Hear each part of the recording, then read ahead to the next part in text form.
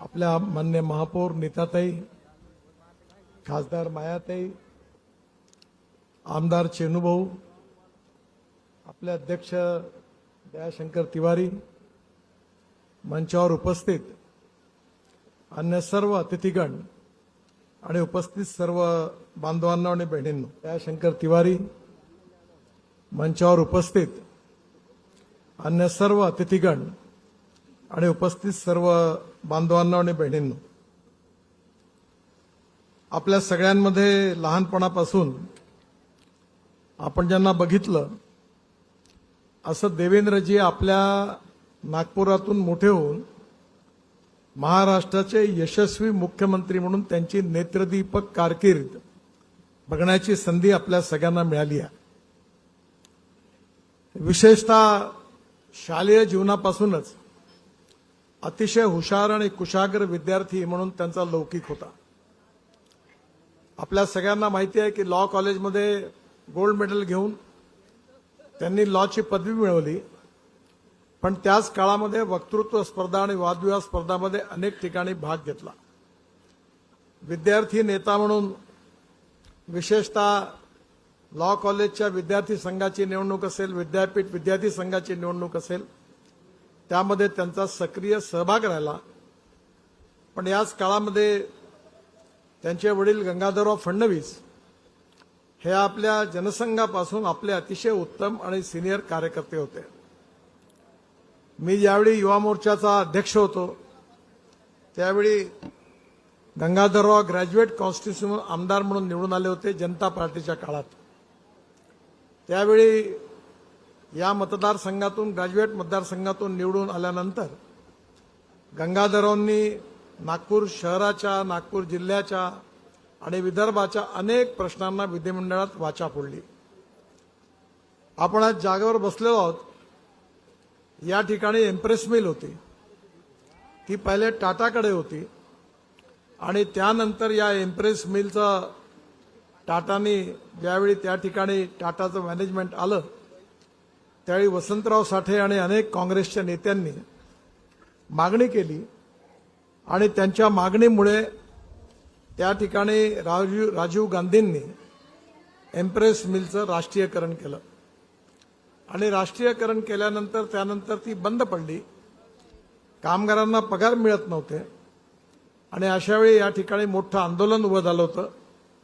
त्यावेळी गंगाधरराव फडणवीस, ए.बी. बर्धन, बिंदाप्रसाद कश्यप, मी स्वतःही त्या कार्यक्रमामध्ये, त्या आंदोलनामध्ये होतो। अनेक वेळा विदर्भाच्या विकासाकरता, विदर्भामध्ये संघटनेचा पाया भक्कम करण्याकरता परिश्रम घेतले, परंतु दुर्भाग्याने गंगाधररावांना कॅन्सर झाला आणि कॅन्सर झाल्यानंतर त्यांची तब्येत बिघडायला लागली। हळू लक्षात आलं की आता गंगाधरराव राजकारणात तर सक्रिय राहू शकत नाही, पण त्यांचं एकंदरीत त्यांच्याकडे बघताना असं लक्षात आलं की आता फार काळ ते क्रियाशील देखील राहू शकणार नाही। आणि म्हणून एक दिवस नागपूरला त्यावेळी भारतीय जनता पार्टीचं काम करत असताना छोटूभैया धाकरस संघटनेचं काम बघत होते आणि आम्ही सगळ्यांनी त्यांनी विचार केला की गंगाधररावांच्या ऐवजी आता महापालिकेच्या निवडणुका आहेत, तेव्हा ज्या श्रद्धानंद पेठ वॉर्डातून गंगाधरराव नगरसेवक आहेत त्या पदाकरता आपण देवेंद्रला उभं करायचा निर्णय राजकारणात येऊन त्याला त्या ठिकाणून उभं करावा असा निर्णय घेतला। ज्यावेळी हे सांगण्याकरता मी आणि छोटूभैया धाकरस गंगाधररावकडे गेलो त्यावेळी सरिता बहिणी आणि दोघांना मिळून आम्ही सांगितलं की आमच्या सगळ्यांची इच्छा आहे की देवेंद्रनी राजकारणात यावं आणि यावेळी श्रद्धानंद पेठ वार्डातली तुमची जी नगरसेवकाची जागा आहे त्या ठिकाणी त्यांनी निवडणूक लढवावी। त्यावेळी ते असं म्हणाले की माझी काही हरकत नाही आहे, पण याचा निर्णय देवेंद्रने घ्यावा। मी नेहमी ही गोष्ट याकरता सांगतो की आजकाल आई वडील म्हणतात की माझ्या मुलाला तिकीट द्या। आई वडील मुला मुलींचे तिकीटं मागतात, बायकोला तिकीटं मागतात, याच्या प्रथा परंपरा सगळ्याच पक्षात आहे। पण या केसमध्ये देवेंद्रजीला राजकारणात आणून तिकीट द्यावं असं त्यांच्या परिवारातल्या आई किंवा वडिलांनी कोणीही मागणी केली नाही। आम्ही पार्टी म्हणून विचार केला आणि त्यांच्या घरी गेलो आणि त्यांना विनंती केली की देवेंद्रला राजकारणात आपण द्या। आणि त्यामुळे हा फरक आहे की या ठिकाणी पार्टीने ठरवलं आणि त्यानंतर देवेंद्रशी चर्चा झाली. देवेंद्र त्यावेळी महानगरपालिकेमध्ये श्रद्धानंद वार्डातून निवडून आले आणि त्याच नंतर जनता युवा मोर्चाची अध्यक्षपदाची जबाबदारी पण त्यांना मिळाली. याच काळामध्ये नागपूर विद्यापीठाच्या ग्राउंडवर आपलं विशाल भारतीय जनता पार्टीचं अधिवेशन झालं. मी त्या काळामध्ये गंगाधरांच्या निधनानंतर ग्रॅज्युएट कॉन्स्टिट्युन्सीमधून मला सीट मिळाली. मी आमदार होतो आणि महाराष्ट्राचा जनरल सेक्रेटरी होतो. त्या अधिवेशनाची जबाबदारी आल्यानंतर त्या अधिवेशनाचा प्रमुख म्हणून देवेंद्रला जबाबदारी दिली आणि त्यावेळी सगळ्या देशातून मोठ्या प्रमाणावर कार्यकर्ते आले होते. त्याचवेळी अटल बिहारी वाजपेयी प्रधानमंत्री होते आणि या ठिकाणी नागपूरला मोठं अधिवेशन झालं. त्या सगळ्या व्यवस्थेची जबाबदारी देवेंद्रकडे होती. त्यांनी अतिशय उत्तमपणे ती जबाबदारी सांभाळली आणि त्यानंतर मग पश्चिम नागपूरमधून त्यावेळी दक्षिण पश्चिम आणि पश्चिम नागपूर एकच मतदारसंघ जवळपास होता. या मतदारसंघामधून देवेंद्र विधानसभेकरता उभा राहिला आणि त्या निवडणुकीमध्ये त्यांना यश मिळालं. आमदार म्हणून यश मिळाल्यानंतर त्यांनी त्यावेळी विशेषतः अतिशय उत्तम चांगलं काम विधानसभेमध्ये केलं आणि विधानसभेमध्ये काम करत असताना त्या काळामध्ये त्यांनी विधानसभेत आपला आवाज बुलंद केला. हे काम करत असताना एक फार मायन्यूट गोष्ट आहे ती सर्व कार्यकर्त्यांनी लक्षात ठेवण्यासारखी आहे. ज्यावेळी आम्ही सर्वे केला त्यावेळी दक्षिण नागपूर आणि पश्चिम नागपूरमध्ये आपल्याला यावेळी सीट निवडून येण्यात कठीणाई आहे असं सर्वेमध्ये दृष्टिक्षेपात आलं.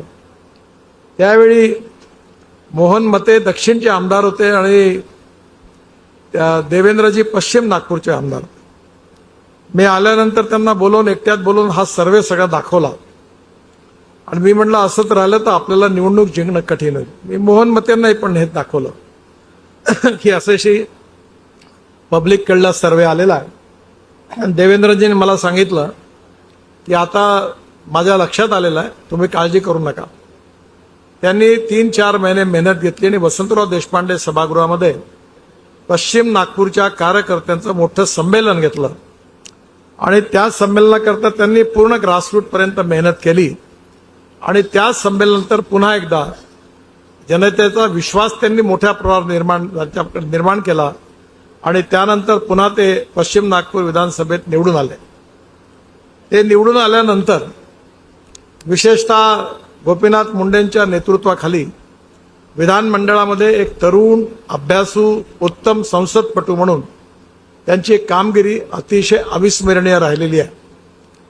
महाराष्ट्राच्या विधानमंडळामध्ये विदर्भ मराठवाड्याच्या मागासलेपणाचा प्रश्न असो, अनेक भ्रष्टाचाराची प्रकरणं असो, या सगळ्यांमध्ये त्यांनी अतिशय उत्तम काम केलं. मधल्या काळामध्ये परिस्थिती बदलली. नारायण राणे विरोधी पक्षनेते झाले खालच्या सभागृहामध्ये आणि मी वरच्या सभागृहामध्ये विरोधी पक्षनेता झालो आणि या दोन्ही विरोधी पक्षाच्या काळामध्ये नारायण राणेंनी मला सांगितलं, अरे नितीन, देवेंद्र किती चांगलं बोलतो, किती अभ्यास करतो. आणि त्यावेळी नारायणरावांनी त्यांना पुष्कळ प्रोत्साहन दिलं. गोपीनाथ मुंडेंनी पण त्यांना पुष्कळ प्रोत्साहन दिलं आणि दोघांचा विश्वास संपादन करून अनेक महत्वाच्या विषयावर सभागृहात चर्चा उपस्थित करणं, विषय उपस्थित करण्याची जबाबदारी देवेंद्रवर दिली आणि त्यांनी हे सभागृह अक्षरशः आपल्या संसदीय कर्तृत्वानी आणि वक्तृत्वानी गाजवलं आणि त्यातून त्यांचं नाव संपूर्ण महाराष्ट्रापर्यंत पोहोचलं. ज्यावेळी नरेंद्र मोदींच्या नेतृत्वाखाली महाराष्ट्रामध्ये आपलं सरकार आलं, दिल्लीतलं सरकार आलं, तर निवडणुका झाल्या होत्या महाराष्ट्राच्या आणि त्यावेळी पहिल्यांदा मेजॉरिटी मिळाली आणि देवेंद्रजींना महाराष्ट्राचा मुख्यमंत्री होण्याचा मान मिळाला. या सगळ्या कार्यकाळामध्ये त्यांनी महाराष्ट्राला एका प्रकारे एक समृद्ध संपन्न राज्य म्हणून पुढे आणलं. त्यांनी केलेल्या कार्यामध्ये मोठी इन्व्हेस्टमेंट महाराष्ट्रामध्ये आणली. महाराष्ट्रामध्ये सिंचनाचे प्रकल्प बंद पडले होते, त्यापैकी 50% प्रकल्प जे पूर्ण झाले आहेत पण 8-8, 10-10 वर्षापासून 12 वर्ष बंद पडलेले आहेत. त्या प्रकल्पाकरता त्यांनी माझ्याकडून मागणी केली की मी त्यावेळी वॉटर रिसोर्सेस मंत्री पण मीच होतो आणि त्या काळामध्ये आपल्या विदर्भातलं गोसीखुर्द प्रकल्प आणि त्याचबरोबर ही सगळी जी प्रकल्प आहे पूर्ण करणं माझ्याकडे त्यांनी मागणी केली.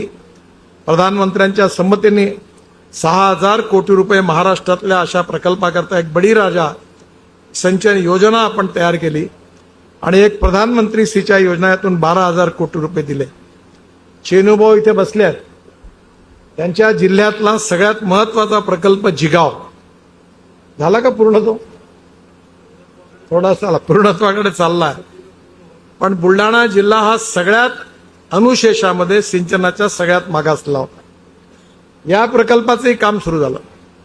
गोसीखुर्दला पण त्या काळात मी 6,000 कोटी रुपये भारत सरकारकडनं दिले आणि 6,000 कोटी रुपये प्रधानमंत्री सिंचाई योजनेत दिले आणि 6,000 कोटी बळीराजा योजनेमध्ये 50% जे प्रकल्प होती त्याकरता दिले. या सगळ्या योजना देवेंद्रजींनी तयार केल्या आणि त्यातून विदर्भ आणि मराठवाड्यातलेच नाही तर पश्चिम महाराष्ट्रात देखील अनेक प्रकल्प जसा सोलापूर, सांगली आणि विशेषतः सातारा जिल्ह्यातला जो दुष्काळी भाग आहे, ज्या गावामध्ये टेंभू, म्हैसाळ सारख्या सगळ्या योजना आहेत त्या योजना देखील पूर्ण झाल्या. मी ज्यावेळी पंढरपूरवरून हेलिकॉप्टरने ज्यावेळी सांगलीला चाललो होतो तेव्हा मला तो सगळा परिसर माहिती होता आणि त्या ठिकाणी पाणीच नव्हतं.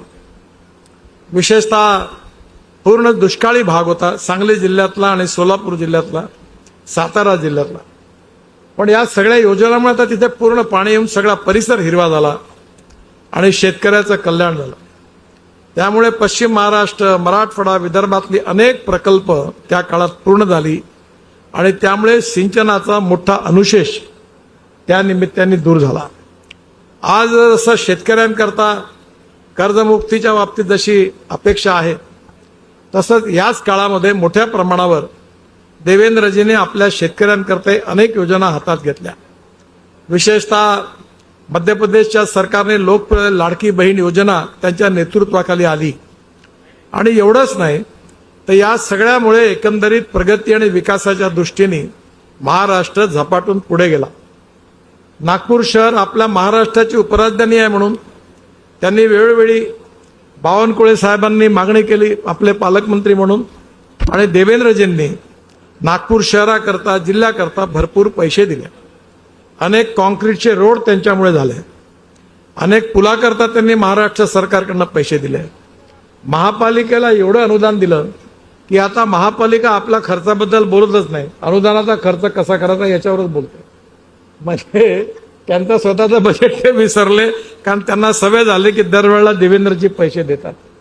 म्हणजे एका प्रकारे या सगळ्या नागपूर शहरातल्या अनेक कामामध्ये त्यांचं योगदान राहिलं. सगळ्यात महत्वाचं योगदान म्हणजे त्यांनी बांधलेला समृद्धी महामार्ग. समृद्धी महामार्ग जो आहे हा पूर्ण याचं श्रेय खऱ्या अर्थाने देवेंद्रजींना आहे. अनेक वेळा रस्त्याचं कुठलंही काम झालं की अनेक लोक मलाच SMS पाठवतात. तेव्हा मी अनेक लोकांना सांगतो की समृद्धी महामार्ग मी बनवलेला नाही आहे, हा महाराष्ट्र सरकारचा आहे आणि देवेंद्रजीच्या काळात बनलेला आहे.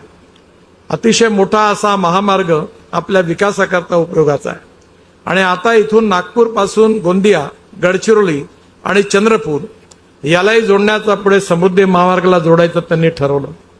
मी त्यांना विनंती केली की नागपूर ते चंद्रपूर तुम्ही जो मार्ग करता तो 4 लेनच्या ऐवजी ॲक्सिस कंट्रोल 6 लेन करा. म्हणजे मी नागपूर ते हैदराबाद हायवे बांधणार आहे, त्याकरता नागपूर ते चंद्रपूर ही अलाइनमेंट उपयोगात आणेन आणि मग चंद्रपूरचा रिंग रोड करून डायरेक्ट हैदराबादपर्यंत घेऊन जाईन. त्यातलं तेलंगणा आणि आंध्रातले पॅकेज जवळपास पूर्ण झालेले आहे आणि आता नागपूर ते हैदराबाद 3.5 तासात आपल्याला जाता येईल. तो दिवस आता दूर नाही आहे. त्यामुळे आता एकंदरीत विदर्भाच्या मागासलेपणाच्या बाबतीत आणि विशेषतः आपल्या आदिवासी भागात नक्षलवादी मुवमेंटने आपल्या सामाजिक आर्थिक मागासलेपण वाढलेलं होतं. गडचिरोली जिल्ह्यामध्ये खनिज संपत्ती उपलब्ध होती. देवेंद्रजीच्या काळामध्ये आयर्न ओरच्या आधारावर त्यांनी स्टील इंडस्ट्रीज त्या ठिकाणी आणली आणि 7.5 लाख कोटी रुपयाची गुंतवणूक आली आणि आज गडचिरोली जिल्हा विकासाच्या बाबतीत पुढे चाललेला आहे. याचे श्रेय देवेंद्रजीच्याच नेतृत्वाला दिलं पाहिजे.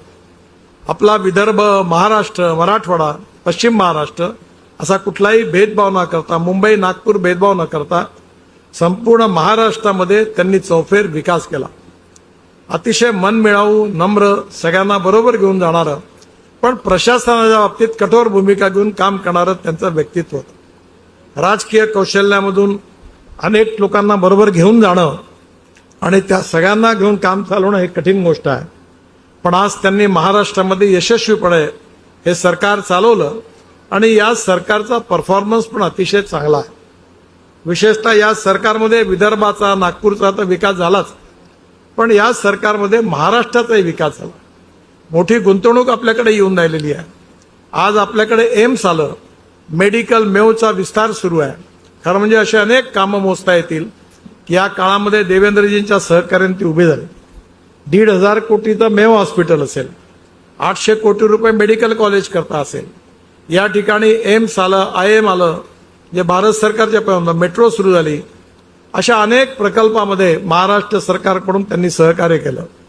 आज बघता बघता नागपूरचं चित्र बदललं.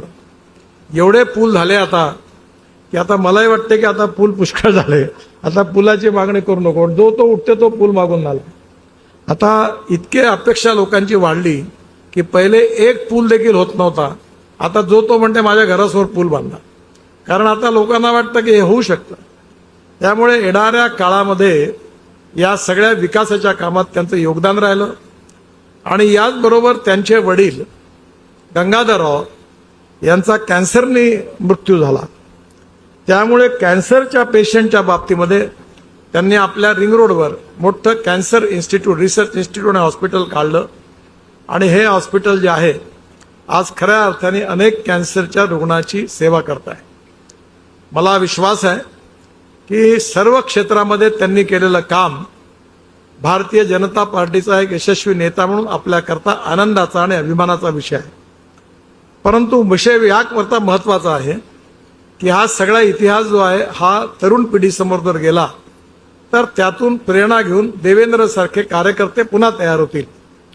आणि त्या कार्यकर्त्यांनी, कारण राजकारण आणि सत्ता याचं गणित फार कठीण असतं. जे मंत्री, आमदार, खासदार बनतात त्यांनी लक्षात ठेवलं पाहिजे की गुळाची भेली जी असते तिला मुंगळे आपोआप येऊन चिकटतात, त्यांना सांगावं लागत नाही.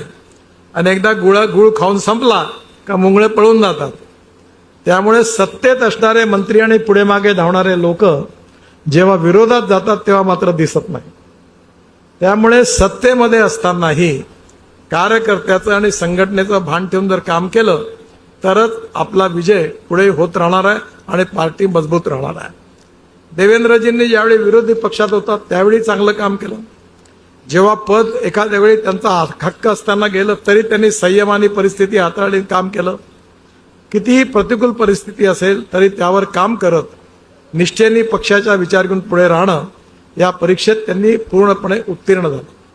आणि म्हणून त्यांचं व्यक्तित्व, कार्य, कर्तृत्व आणि विकास कार्य या बाबतीत तरुण पिढीला माहिती मिळावी म्हणून अजिंक्य योद्धा हे प्राध्यापक अरुण कनेर यांनी पुस्तक लिहिलेलं आहे आणि त्याचा आज प्रकाशन समारंभ होत आहे.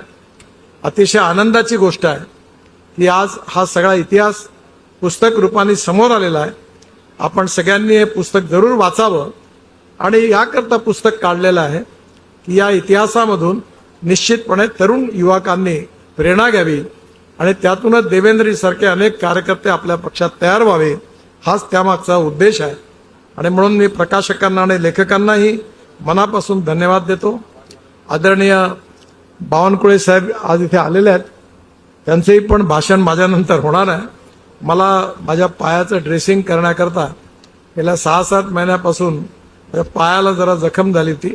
डॉक्टरकडे 7:30 वाजताची अपॉइंटमेंट होती आणि म्हणून ते बघणार आहे म्हणून मला डॉक्टर मार्डीकरांकडे जायचं आहे. त्याच्यामुळे मी बावनकुळे साहेबांची आणि आपल्या सगळ्यांची विनंती करणार आहे की माझं भाषण झाल्यानंतर मी जाणार आहे तरी आपण मला अनुमती द्यावी. आणि पुन्हा एकदा देवेंद्रजींच्या उज्ज्वल भविष्याकरता मी त्यांना मनापासून खूप खूप शुभेच्छा देतो. आणि त्याचबरोबर त्यांचं व्यक्तित्व, कार्य आणि कर्तृत्व आपल्या सगळ्या कार्यकर्त्यांना भविष्याकरता प्रेरणा देत राहील असा विश्वास व्यक्त करून मी माझं बोलणं संपवतो. धन्यवाद. नमस्कार.